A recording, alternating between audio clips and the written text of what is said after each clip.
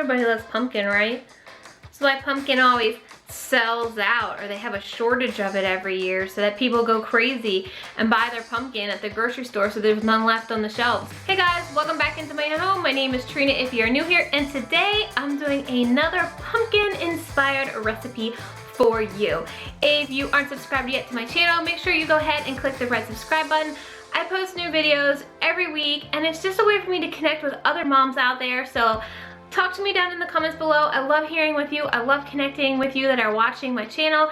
And let's just make this a fun place for moms to connect and help each other through this crazy journey of motherhood.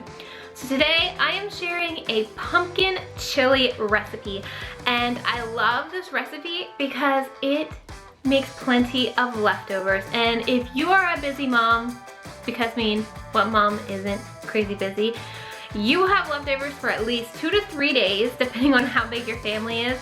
And I love just making it on a Monday and being done with dinner for like 3 nights. So this is my pumpkin chili recipe. If you like seeing recipe videos from me, make sure you give this video a thumbs up. Let me know down in the comments below what your favorite pumpkin recipe is. Maybe I'll try it out and feature it here on my channel.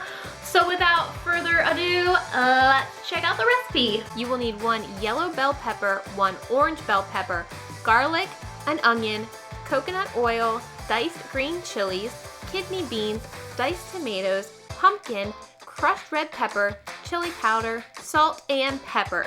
Heat 1½ tablespoons of coconut oil in your pot. Then go ahead and dice up your onions, peppers, and your garlic. Add the onions, pepper, garlic, and chilies to the pot and saute them for about 5 minutes or until they're tender. And then stir in your diced tomatoes, your kidney beans, and your pumpkin. Go ahead and let that mixture simmer on medium heat and start browning your ground turkey.